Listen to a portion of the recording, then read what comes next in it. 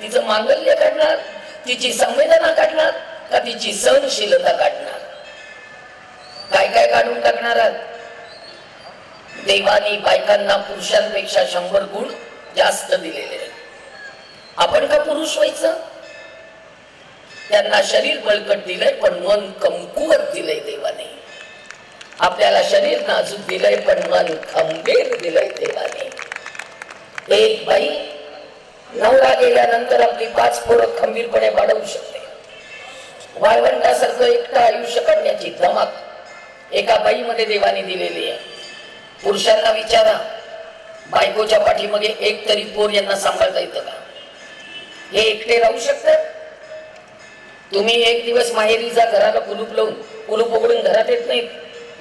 या मित्राकडे त्या मित्राकडे फिरत राहतात. पुरुष एकटे राहायला घाबरतात. आपण पालीला घाबरतो, उंदराला घाबरतो, जुराळाला घाबरतो, पण डोंगरासारख्या संकटाला बाई कधीही घाबरत नाही. हे पक्क लक्षात ठेवा. शक्ती लक्षात घ्या ग, ताकद लक्षात घ्या ग. शक्तीचे डांगोरे पिटावे लागतात. भारतात स्त्री मुक्ती चालत नाही. स्त्री मुक्तीचे वेगळे अर्थ मुद्दाम काढू नका कोणी. चालत नसतं. आणि मुलींना मुलींसारखंच वाढवा. तिला मुलगी असल्याचं भान द्या. तिला खूप शिकवा. तिला सगळ्या कार्यक्षेत्रात पाठवा. सगळ्या यशाच्या शिखरावर पाठवा. फक्त तिला भान द्या की ती मुलगी आहे. मुलगी असल्याचं भान द्या. तिला मुलगा करण्याच्या भानगडीत पडू नका. तिच्या हातातल्या बांगड्या जरा वाजू देत. तिच्या पायातलं पैंजण जरा रुंजू दे. पदर सावरताना तिला थोडीशी लाजू दे. चुडीदारची ओढणी सावरताना एकदा तरी इश्श म्हणू दे. बाईची शालीनता जागी ठेवा. बायकांच्या संवेदना जाग्या ठेवा. बाईची संवेदना जागी राहिली, नाती टिकतात. बायकांच्या संवेदना जाग्या राहिल्या, घर टिकतं. आणि बायकांच्या संवेदना जाग्या राहिल्या, एकत्र कुटुंब पद्धती टिकूनच राहते असा माझा ठाम विश्वास आहे. त्यामुळे बायका संवेदनशील असल्या पाहिजे. आणखीन एक प्रश्न तुम्हाला मी सगळ्यांना विचारते. मुलीचे वडील आणि मुलीची आई, तुम्ही तुमच्या मुलीला मुलासारखी वाढवणार आहात, बरोबर? मग तिचं लग्न कोणाशी करणार? जरा विचार करा बरं का. मी विचारते त्या प्रश्नाचा अर्थ लक्षात घ्या. तिचं लग्न तुम्ही पुरुषाशीच करणार ना? मग 2 पुरुषी वृत्ती संसार करू शकतात? कशा करतील? कुणीतरी एखादी बाई असलं पाहिजे. समजुतीने घ्यावं लागतं, तडजोड करावी लागते, पटवून घ्यावं लागतं. कमी पडलं तरी सुद्धा थोडस समजावून घ्यावं लागतं. संसार असा होतो का बाई? अगं एखादी कुणीतरी हात आखडता घ्यावा लागतो. एक जर उधळा असेल तर एकमेकांची तडजोड हा संसाराचा मंत्र आहे. आणि आज आपण मुलीला मुलासारखी वाढवतोय. तिचा इगो वाढत चाललाय. इगो. परवा मी डॉक्टरांना विचारलं, डॉक्टर इगो सोनोग्राफीत दिसतो का हो? आम्हाला दाखवा. मुलींनो, आम्हाला इगो नव्हते? आम्हाला इगो नव्हते का? आम्हाला इगो होते अगं. पण अगं आम्ही इगो कधी वापरला नाही ग. आम्हाला 2 साड्या होत्या. आम्ही नवऱ्याकडे कधी हट्ट केला नाही. आम्ही ज्या परिस्थितीत होतो त्या परिस्थितीत फार समाधानी होतो. आम्हाला अडचणी कळत होत्या बाई. त्यामुळे मी तुम्हाला सगळ्यांना विनंती करते, पुढच्या पिढीची आई तुमच्या हातात आहे. त्यामुळे तिला मुलीसारखंच वाढवा. तिला मुलगा करण्याच्या भानगडीत पडू नका. आणि सगळ्या तरुण मुलींनो, तुम्हाला राग आला तरी चालेल, पण एक वाक्य मी बोलणार आहे. किती जीन पॅन्ट घाला, किती मुलांसारखे कपडे करा, किती मुलांसारखं वागायचा प्रयत्न करा, किती मुलांसारखं हिंडायचा प्रयत्न करा, आयुष्यात एकदाही मिशी फुटणार नाही. हे पक्क आहे. हे पक्क. जीन पॅन्ट घालून मिशा फुटत नाही आणि जीन पॅन्ट घालून कुठलाही अवयव बदलत नाही. सोसायचं ते सोसायचं, भोगायचं ते भोगायचं. आणि आपण उष्णकटिबंधात राहतो. आपल्याकडे जीन पॅन्ट टाईट कपडे कुणाच्याही, मुलांच्या आणि मुलींच्या दोघांच्याही प्रकृतीला हानिकारक आहे. आपल्याकडे सैलसर कपडे घालायचे असतात कारण आपल्याकडे उन्हाळा जास्त आहे. आपण पाश्चात्यांप्रमाणे वागायला लागलो. गोरा इंग्रज भारतातनं गेला पण काळा इंग्रज ठेवून गेला. आपण काळे इंग्रज आचार बदलला, विचार बदलला, आहार बदलला, विहार बदलला, स्वत्व संपलं. स्वभाषा, स्वदेश, स्वधर्म, स्वराज्य, सुराज्य कशाकडे आमचं लक्ष नाही. आज आम्ही आमची भाषा विसरलोय. माझ्या आईने मला हे पदोपदी सांगितलंय की प्रेम करायचं असेल तर प्रत्येक स्ववर प्रेम करायचं, स्वतः सोडून. हे माझ्या न शिकलेल्या आईने मला सांगितलंय.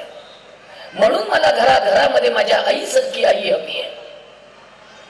बायकांनो, माझ्या आईने मला बंधनात वाढवलं याचं मला दुःख नाही. आज आता ताई बोलता बोलता म्हणाल्या बायकांवर अत्याचार होतात. हो, होत आहे. कायदे पण कडक होत चालले. पण बायकांनो, मी मर्यादेचे एक तुम्हाला उदाहरण सांगते. माझ्या आईने माझ्या डोक्यावर अक्षरा टाकल्या आणि मी संध्याकाळी सासरी निघाले. मला माझ्या आईने कानात सांगितलं, बाई, एकत्र कुटुंबात दिली आहे. 2 धाकटे धीर आहेत, 2 मोठे धीर आहेत. घरामध्ये तुझे सासरे आहेत, चुलत सासरे आहेत, येणारी जाणारी पुरुष मंडळी खूप आहे. एक गोष्ट कायम लक्षात ठेवायची, दीर आणि सासरा हे परके पुरुष असतात. परक्या पुरुषांसमोर केस मोकळे सोडून चुकूनही वेणी घालायची नाही आणि त्यांच्या समोर, आरशासमोर उभं राहून गंध पावडर करायचं नाही. माझ्या वयाच्या सगळ्या बायकांनी सांगावं की आम्ही दिरांसमोर कधी वेणी घातली का सासऱ्यांसमोर कुंकू लावलंय. एवढासा आरसा मिळायचा, तो घेऊन कोपऱ्यात बसून आम्ही गंध पावडर करायचो.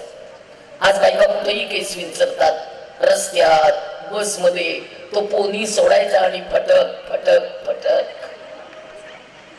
अगं, बायकांच्या केसात सौंदर्य असतं. पहिला हल्ला होतो तो केसांमुळे होतो. द्रौपदीचे केस मोकळे होते ज्या दिवशी महाभारत घडलं. बायकांच्या केसात इतकं सौंदर्य असतं. म्हणून माझी आई म्हणायची, नाहीलीस आज, बटवेणी घाल ग, बटवेणी घाल ग. तुम्ही पण विचारा, उमऱ्यात जाऊ नको ग, आताच नाहीलीस. सगळ्यांनी आठवा, हे आई सांगायची बजावून. आणि आपल्या धर्मामध्ये केस मोकळे सोडून फिरायला आपल्याला परवानगी नाहीये. आपला धर्म त्या बाबतीत थोडासा कडक आहे, पण कोणी धर्माचा विचारच करत नाहीये. एक तरी पेड केसाला असा वाच लागतो. त्यामुळे माझ्या आईने मला फार छान वाढवलंय. फक्त शाळेत घातलं नाही एवढंच. आईने मला शाळेत नाही घातलं. त्यावेळेला मी 6 वर्षाची होते. पूर्वी 1.5 वर्षाचं बाळ शाळेत जात नव्हतं. 6 वर्षाचं बाळ शाळेत जायचं. मला कळत होतं. मी आईला विचारलं, आई ग, मला शाळेत का नाही घालणार? तेव्हा माझ्या आईने मला एक प्रश्न विचारला. तोच प्रश्न आज मी तुम्हाला सगळ्यांना विचारणार आहे. माझ्या आईने मला विचारलं, शाळा शिकून तू नेमकं काय करणार आहेस? फार महत्वाचा प्रश्न आहे बरं का. मी पुन्हा विचारते, शाळा शिकून तू नेमकं काय करणार आहेस? तिला म्हटलं, तुझ्या मनात काय सांग. तेव्हा माझ्या आईने मला फार छान सांगितलं. आई म्हणाली, हे बघ, भारतीय संस्कृती पुरुष प्रधान आहे. भारतीय कुटुंब व्यवस्था पुरुष प्रधान आहे. पण कुटुंब व्यवस्थेचा मूळ पाया भारतीय स्त्रीच असते. ती कुटुंब व्यवस्थेचा कणा आहे. ती कुटुंब व्यवस्थेचं हृदय आहे.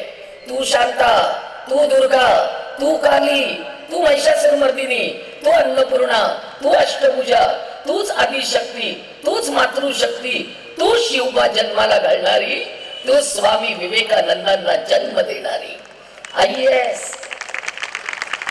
त्यामुळे बायका शिकतात पदवी मिळवतात, नोकरी करतात, 4 पैसे मिळतात, 4 दागिने करतात, नवऱ्याला घर बांधायला मदत करतात, घर सजवतात, घर नटवतात, मुलांच्या शिक्षणाला मदत करतात, थोडेसे पैसे बाजूला ठेवतात, एखाद्या छानसा नवऱ्याबरोबर ट्रिपला जाऊन येतात, पुन्हा थोडे पैसे शिल्लक ठेवतात. पण हा पण फार महत्वाचा आहे. पण तिला म्हटलं बाई सांग पण. तेव्हा आई म्हणाली, एक भारतीय स्त्री शिक्षण घेतल्यामुळे आर्थिक स्वावलंबी होते. तिच्या हातात 4 पैसे नक्की येतात. ती बाहेरच्या जगात यशस्वी होते. शिक्षणामुळे ती बाहेरच्या जगात मुख्याध्यापिका होते, प्राचार्य होते, एखाद्या कंपनीची व्यवस्थापिका होऊ शकते.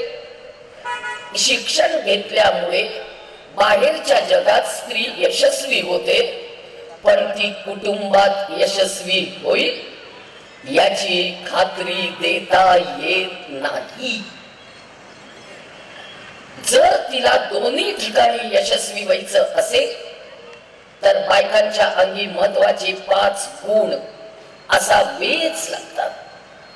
नुसतं शिक्षण बाईला दोन्हीकडे यशस्वी करत नाही.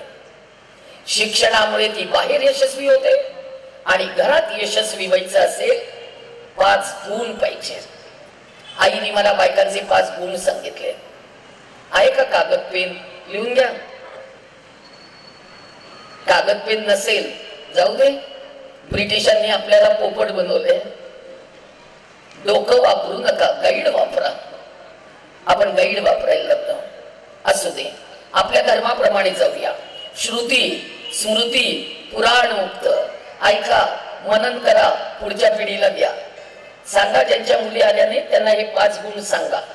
सगळ्यात पहिला गुण, आईने मला जवळ घेतलं, तोंडावरनं हात फिरवला आणि आई मला म्हणाली, तू आमच्या दोघांची मुलगी आहेस, तू आमच्या दोघांचा श्वास आहेस, तू आमच्या 4 भिंतीचा विश्वास आहेस, तू माझ्या उमऱ्याची मर्यादा आहेस आणि तू माझ्या घराची प्रतिष्ठा आहेस. तू अतिशय चांगली मुलगी असलं पाहिजेस. वडील जेव्हा बाजारात पिशवी घेऊन जातात, वडिलांना ताठ मानेने बाजारात फिरता आलं पाहिजे. वडिलांचा सन्मान असते मुलगी, वडिलांची प्रतिष्ठा असते मुलगी, उमऱ्याची मर्यादा असते मुलगी. एखादा मुलगा वाईट वागला, व्यसनमुक्ती केंद्रात टाकता येतं, 4 दणके घालता येतात, हातपाय मोडेपर्यंत मारता येतं. पण मुलगी चुकून जरी वाईट वागली, वडिलांना समाजात प्रतिष्ठेने फिरता येत नाही. मुलींनो, वडिलांची प्रतिष्ठा फार महत्वाची असते. बरं, उमरा फार महत्वाचा आहे. पुरुषांनो, घराच्या उमऱ्याकडे दुर्लक्ष करू नका. अहो, उमरा फार महत्वाचा आहे. उमऱ्यावर बसू नको ग, उमऱ्यात उभी राहू नको ग, उमरा ओलांडून जायचंय, उमरा ओलांडून यायचंय. उमरा म्हणजे मर्यादा. पण हल्ली फ्लॅट सिस्टीमला उमरे नाहीये आणि बंगल्यांना पण उमरे नाहीये. पुरुषांना तुम्ही आता कान पकडा आणि घराचे उमरे का काढून टाकले त्याचं उत्तर मला द्या. परवा मी सगळ्या इंजिनियर लोकांचे कान पकडले आणि सांगितलंय, आमच्या घराचा प्लॅन तुम्हाला पाहिजे तो तयार करा, पण भारतीय घराचा उमरा शाबूत ठेवा. पाय उचलून टाकताना लक्षात आलं पाहिजे, पाय बरोबर टाकला जातोय का नाही.